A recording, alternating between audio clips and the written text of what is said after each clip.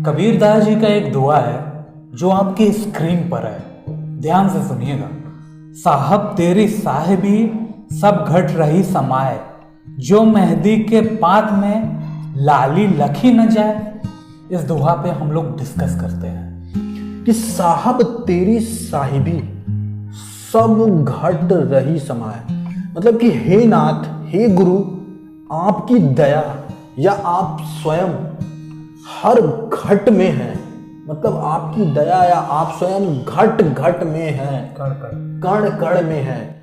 लेकिन देखिए यहाँ पे, ज्यों मेहंदी के पात में लाली लखी न जाए, इसका मतलब जैसे मेहंदी के पत्ते में कितनी लाली होती है, जब उसको पीस के आप हाथ पे लगाते हो तो लाली निकल के आती है, जब पीसते हो तब तो लाली निकल के आती है।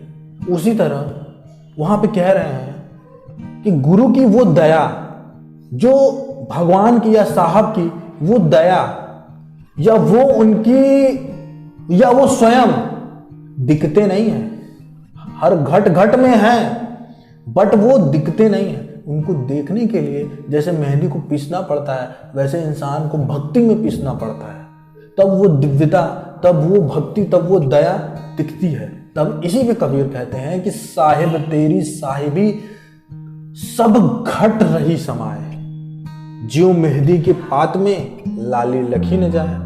हम जब भी दुखी होते हैं, जब भी हम अकेले पड़ जाते हैं, तब भी हमें ऐसा लगता है कि इस दुनिया में भगवान नहीं है, इस दुनिया में कोई नहीं है मेरा अपना। बट जब भी हम रिलेशनशिप या किसी भी स्तर पे इस संसार से तकलीफ हमें मिलती है, तो बहुत कम ही ऐसे लोग होते हैं जो ये कहते हो कि नहीं, भगवान अभी भी मेरे पास है, मेरे चारों तरफ है। मैंने बहुत लोगों को सुना है भगवान तो है ही नहीं है, भगवान कहाँ है, भगवान दिख नहीं रहे हैं, भगवान तो है ही नहीं, पता नहीं, ऐसे ऐसे करके। तो भगवान को देखने के लिए, भगवान को समझने के लिए, भगवान की दया पाने के लिए पहले भक्ताई करनी पड़ती है। मतलब आपने भगवान को पाने के लिए किया गया सबसे बड़ी चीज ये है, आपने भगवान का कितना ध्यान किया, कितना जाप किया, कितना सुमिरन किया, कितना उनको स्मरण किया, प्रत्येक दिन में आपने उनको कितना समय दिया, अपने सारे समयों को काट के ये वैल्यू करता है। भगवान आपके चारों तरफ हर एक क्षण आपके पास, आपके साथ सिर्फ भगवान ही तो हर एक क्षण खड़ा है और कोई नहीं खड़ा है। चाहे आप दुख में याद करो या सुख में। मानो तो भगवान है, ना मानो तो नहीं है। जो मानते हैं वो कबीर हैं, जो माने वो बुद्ध भगवान हुए, कबीरदास हुए, जो माने वो रविदास हुए। आप कहते हो कि भगवान नहीं है, जो नहीं है जिनके लिए, उनके लिए सच में नहीं है, बट जो बिलीव रखते हैं 100%, उनके लिए 100% है। और उनकी दया भी चारों तरफ 100% है। आगे पीछे हरि खड़े, जब मांगे तब देव, लेकिन उसके लिए कर्म करने पड़ते हैं भगवान के लिए। अब कौन सा कर्म? वो कर्म में भगवान पैसा नहीं मांगते, वो कर्म में समर्पण होता है, अपने कर्मों का समर्पण होता है, स्वयं की बुरी आदतों का समर्पण होता है कि मैं अपनी बुरी आदतों को छोड़कर ईश्वर का ध्यान कर रहा हूं। जितना बड़ा समर्पण उतनी बड़ी कृपा। बिल्कुल सही बात है। उसके लिए ध्यान मग्न होना बहुत जरूरी है। भगवान बुद्ध ने भी बहुत सारे कथनों में ये समझाया है। एक छोटा सा सटीक एग्जाम्पल आपको देता हूँ। ऐसे समझो, ये महाभारत काल के समय की बात है, और महाभारत कोई कहानी नहीं है, हमारा इतिहास है। इस चीज को समझो आप, ठीक है। जब द्रौपदी का चीरहरण हो रहा था तो उन्होंने वहां पे उपस्थित बहुत सारे पराक्रमी थे, उनसे मदद की गुहार लगाई, किसी ने उनकी कोई मदद नहीं की।